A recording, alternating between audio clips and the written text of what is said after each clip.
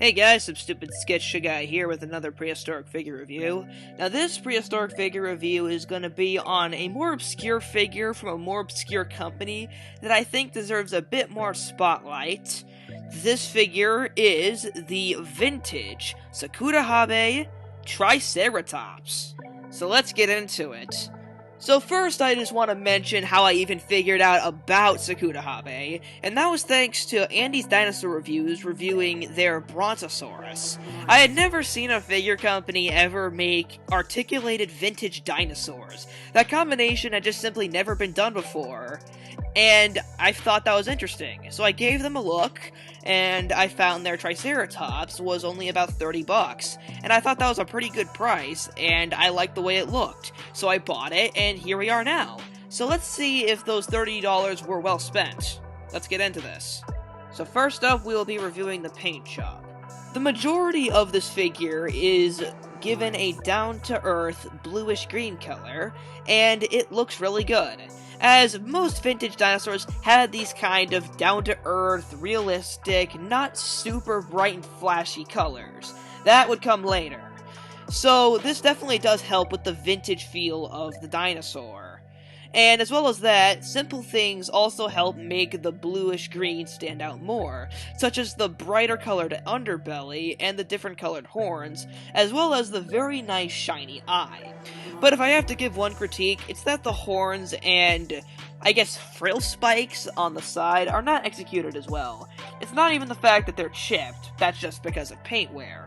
It's just that they aren't executed as well. They just look kind of meh, and just don't really look as good as the rest of the figure's colors.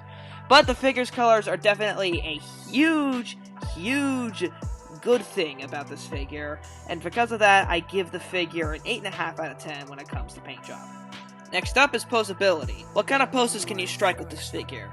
Well, you can only strike one, because the only articulation points on this figure are its legs. And that's a, I guess, in motion pose, where you can show it moving its legs, in a way. Showing it walking, you know? And it looks alright. I think it's a great pose, but obviously it's a little disappointing that an articulated figure can only strike one pose. Although, to be fair, if you can only articulate the legs, there's only so much you can pose with. Either way, the one pose it can strike, besides its natural standing pose, looks great. And for that, I give the posability on this figure a 7 out of 10. In similar vein to posability, we will be reviewing the articulation. The articulation on this figure is alright. The three legs that I can move around articulate pretty well. They're not too stiff, and they're not too loose. And notice that I said 3 legs. Obviously, this figure has 4 legs. It's just that one of its hind legs, for no real reason, is just stuck in place.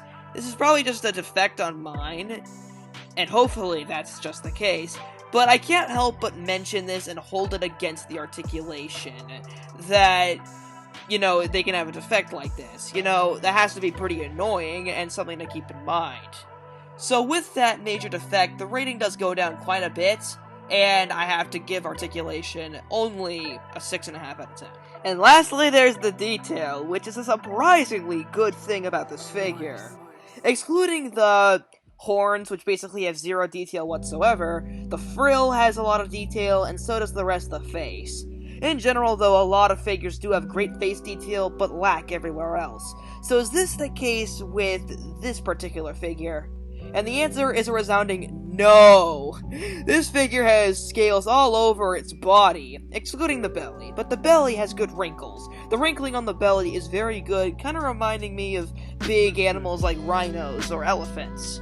But, excluding the belly, the rest of the body is completely covered in scales. The legs are covered in scales, the sides are covered in scales, just all over the dang body. It's a beautiful thing. It definitely just looks like a reptilian rhinoceros, and I love it. You know, you get a back full of scales, a tail full of scales, and I'm sounding like a broken record, but there's a crap ton of scales all over this creature's body. But the best thing about this figure is the eyeball. The eyeball is shiny and realistic, and looks straight out of a taxidermy. It just looks great, and just gives it that extra detailed polish it needs. This looks like a real creature, and the eye definitely helps with that. just a beautiful figure with tons of great details and nooks and crannies. And for that, I give the detail a resounding 9 out of 10. So now time for my final thoughts. The paint job is very well applied, great, down-to-earth, and naturalistic. The posability is limited, but can produce at least one really good pose out of it. The articulation is also quite limited, and also is prone to some defects, depending on the individual figure.